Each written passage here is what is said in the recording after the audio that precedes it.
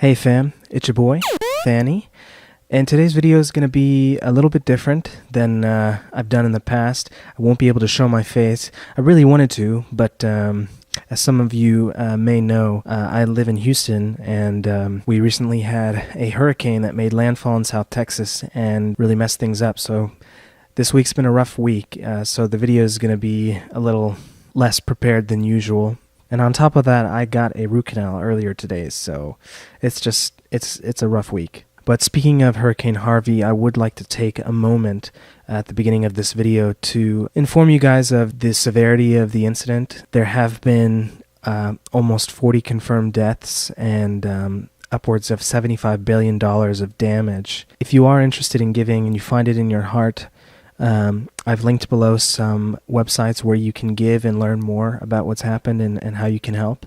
As a Houstonian, I can tell you what it means to receive support, so thank you for that. Okay, so in today's video, I figured I could take you guys into my Pro Tools session and show you directly how I'm making some of the music. And what we're going to do is we're going to kind of pick apart Kirakira a little bit, just a tad. I mean, it's a big project, and there's a lot of parts, but I would like to show you guys some of my philosophy for the track. I promised in the Kirakira video release that I would eventually do this, so I figured I might start doing it now. Let's start with the definition of shiny per Andrew Huang. It is, number 1, originating from or popular in Japan. Number 2, form of electronic indie pop.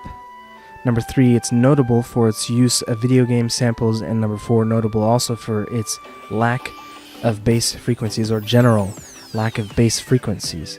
So that's what shiny music is, and me and all the other producers and musicians that submitted shiny music to Andrew over the past couple of months, we all interpreted it in vastly different ways. If you look at his video, you can just tell from song to song that everybody's got their own idea. So I figured I would use this chance to kind of go more in depth about why I did some of the things I did, why I pictured shiny music a certain way. So number 1's probably the easiest, the originating from or popular in Japan. I'm a beginner in the Japanese language, and so I figured I would use this opportunity to see if I can't write some Japanese lyrics and sing them. So that's where the Japanese influence made its way into Kirakira. The second one was probably the most contested, or even in my opinion ignored, part of shiny music between all the different submissions, and it's basically that shiny music is a form of electronic indie pop. So I heard a lot of beats, and I like beats, but to me when I was making Kirakira, I was thinking indie pop is something different. It's kind of more singer-songwriter, more lyrics-based, more kind of a variety in form, you know, like it's not really the same section to section. It kind of evolves and changes. So I kind of wanted to use that opportunity to kind of explore a little bit, and I think I achieved that with Kirakira, you know, between some of the sections. Here, I'll go ahead and pull up Pro Tools and we can listen through. So to me, indie pop is kind of, it's a form of pop, but it breaks away from the normal, maybe bland kind of image that pop tends to have. So, you know, between the verse, we've got this kind of interesting instrumental that's kind of got a bounce to it, and it's got a skip in its step.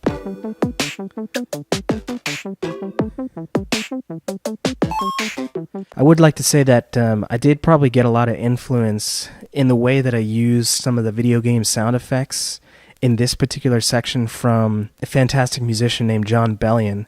You can listen to his music all over the place. He's getting pretty big now. In a lot of his earlier work, he throw in random sparse sound effects, or you know, little vocal things that he would do with his mouth or something, and it would create this kind of like silly, goofy, kind of weird mood. That's one really important inspiration that I pulled from for the verse here. Anyway, so it kind of goes from that to this kind of like little bridge section in 6/8.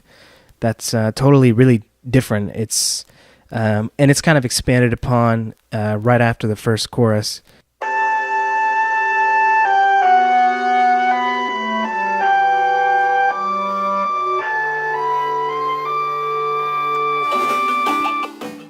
Okay, so point 3 was using video game samples, right? And that's probably one of the harder parts to implement, just because you don't want to run into legal problems by using sounds that you didn't create, that you don't have the technical right to use.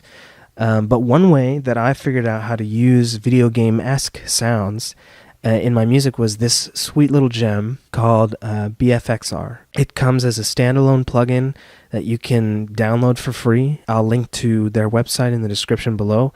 And I recommend, guys, this is a super cool tool. It's really simple, well, relatively simple. It makes really, really great retro 8-bit kind of video game sounds. And you can run crazy with all sorts of settings. This is where I made a lot of the sounds for Kirakira, a lot of kind of the bleeps and the bloops and the coin, hits and the power-ups kind of stuff, the jumping sounds that you hear from like kind of resembling old Mario games and stuff like that. This is how I made a lot of that stuff.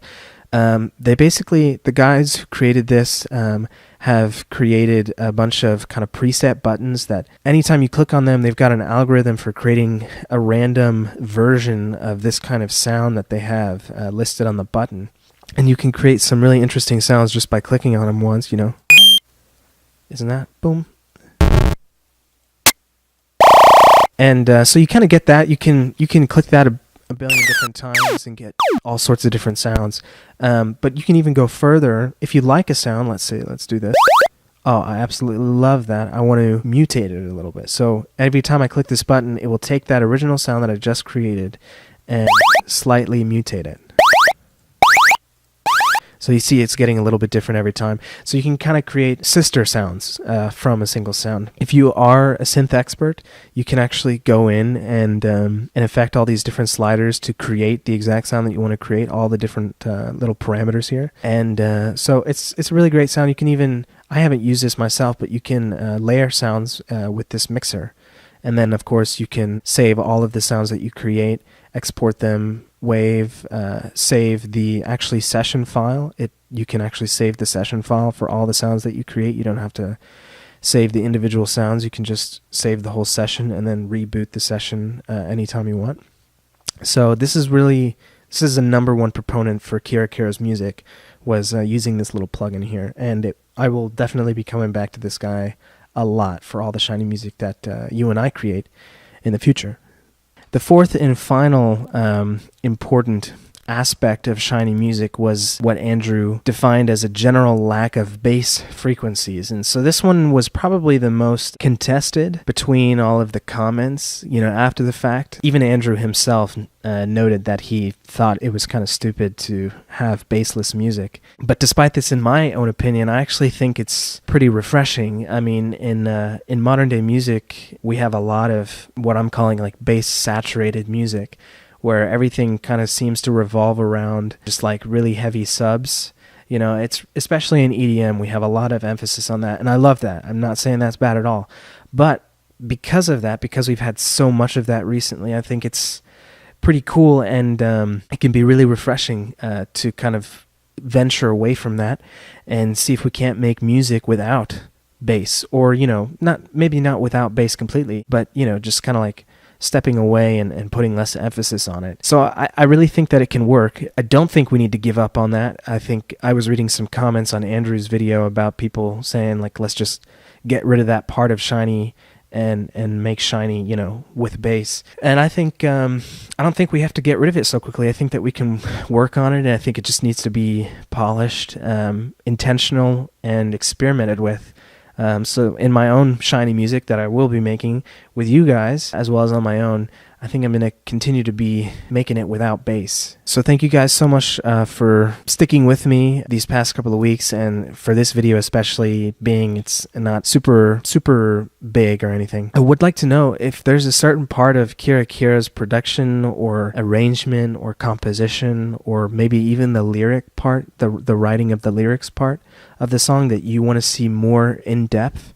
Just let me know in the comments below. I really want to show you guys every part of this track, but making music is a big process, and it's got all sorts of different facets. So I need help finding out where to start. So please tell me where to start. What do you guys want to see first? What do you guys want to really dig into? And within the next couple of weeks, I'll put out a video kind of exploring whatever you guys want to see first. So let me know.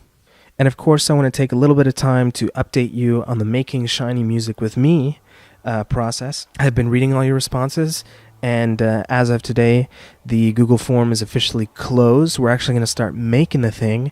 I'll upload a video in just a couple of days, no more than that. Stay tuned.